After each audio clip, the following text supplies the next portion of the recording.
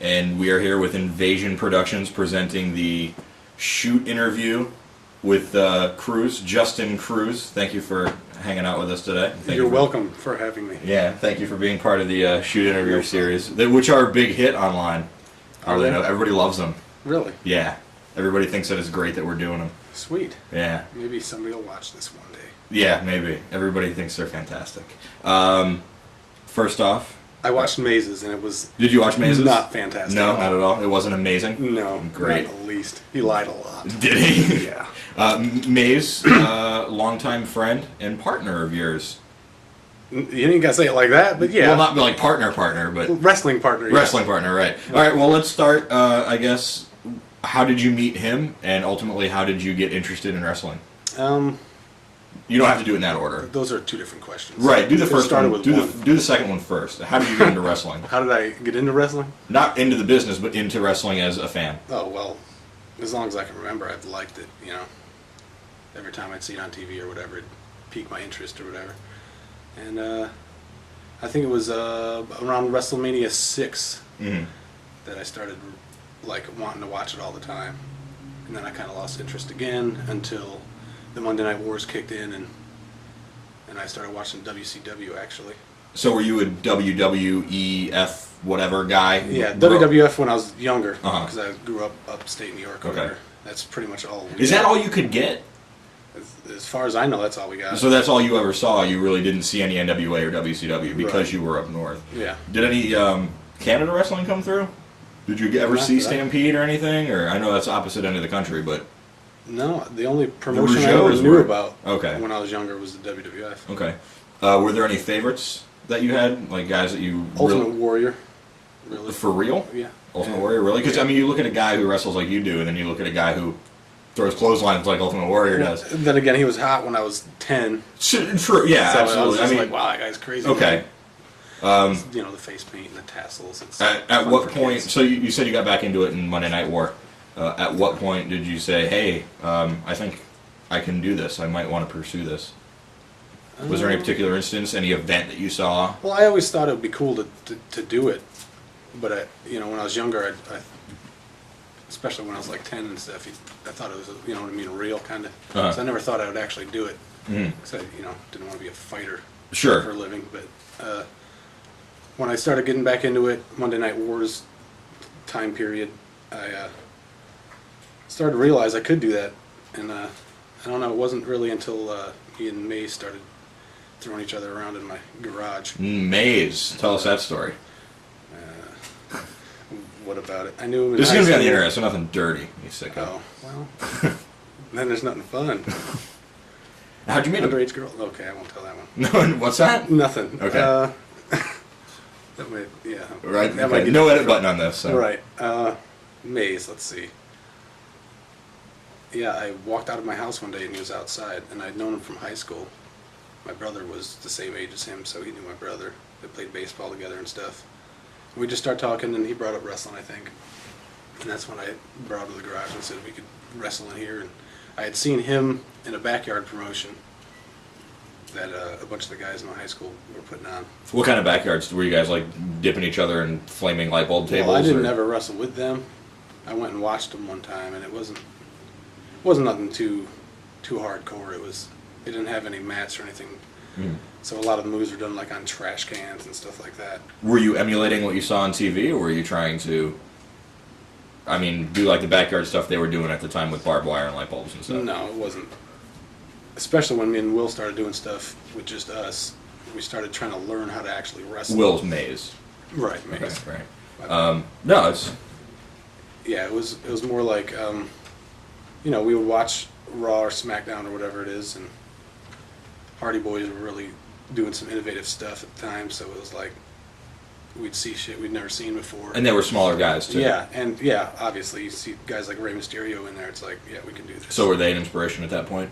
Oh, totally. Those guys were underutilized on TV. Oh, yeah, that always annoyed me. But I think you can look at indie wrestling not just on the Gulf Coast scene, but all over the country, and you can see an insurgence of smaller guys. I think there's more small guys in wrestling nowadays than there is big guys. Where it used to be just big guys. You think that's better? I don't think it's any worse. You don't I give it to mean, any- there's big guys that suck and there's little guys that suck. Sure. That could go into a good question, but we'll save that for later. So you and Maze started doing the backyard stuff in the garage or whatever, and you ended up in the South on the Gulf Coast. Tell us that story. I know Maze told it, but I'm sure yours will be much better. Well, we probably not. We realized there wasn't anything up there, wrestling school wise. Anyway, that wasn't in our price range or anything. Oh, okay. Because I was about to, And yeah, we decided we were going to get serious and actually have somebody that knew what they were doing train us. So we got on the internet and looked around, and Did you find somebody who knew what they were doing training you? no, we didn't at all. Okay. We ended up finding Adrian Street's school in Gulf Breeze, and Did you like the way I did that? yeah, that was Okay. nice. Will actually failed to mention this in his shoot interview, Uh-huh. but I'll say it in mine. The first reason he wanted to move down to Florida was his girlfriend had just moved down to Florida, and he wanted to be closer to his girlfriend. Really? Yes. He does some silly things for Yeah. girls. And the reason I was on board is because it was the cheapest school that we found, Nice. and I was like, that's fine with me. I don't feel like shelling out $3,000 for Uh-huh. something I might not be doing in a couple months. Uh-huh. Is that how you looked at it at that point? You already, I mean, you sold everything you had. Well, I was out of high school at that time, and it's like, I mean, you moved away from friends and family for something that you could possibly be not doing in a few months? yeah. Really? Yeah, I felt like if I didn't give it a shot, it would always be like, what if I, Okay. you know what I mean? One of Sure. those deals. All right, well, Kinda like take trying us to through the regret it. school. Take us through the training process. Skull Crushers Yes. in Gulf Breeze. In Gulf Breeze. Which don't go together. That was Gulf Breeze is the whitest and nicest place on earth, I think. yeah. That was as much a wrestling school as my garage was. Uh-huh. To be honest, there was nothing there that, I mean, aside from the few weight machines and stuff, there was nothing there that you could. What size ring did they have? Size, I don't even know. It was some small But there was loose a- ropes, and There was a ring. there was no ring that you could bump in. There was a ring you could, like, amateur style wrestle on, but there wasn't anything you can put a match together with. Or I mean, Adrian's known for that stuff. I mean, he's pretty legit as far as wrestling.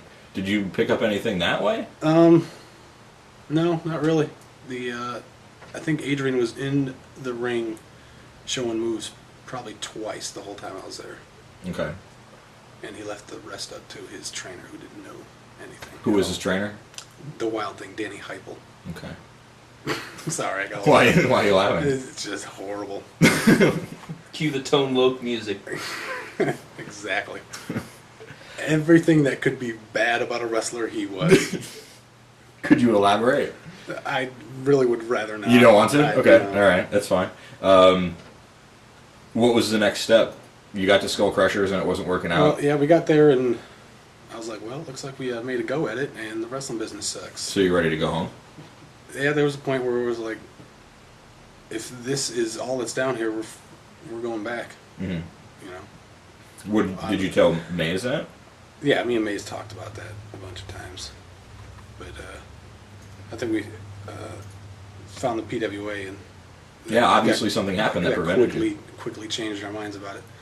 We ended up going to that school that was an actual school, had a real ring, and How'd you get in touch with PWA or Pensacola Wrestling Alliance, yeah. Pensacola Wrestling Academy? It's the same. somebody that had trained at Adrian's came by and said they were going to start running shows, and I think it was the day of the first show he'd stopped by. So me and Will and a couple of the guys from the school went up there, and I think we paid to get in and just sat and watched it. And So you actually paid to get in to watch the show. yeah, the first one, the Okay. very first one. And did you introduce yourself to Bobby Dahl? Yes, we all did, as a matter of fact. And let's see. Let me see here. He, what are you laughing about? Nothing. He was a lot nicer than I would have been if I was him. Really? Looking back on it, yeah, because people coming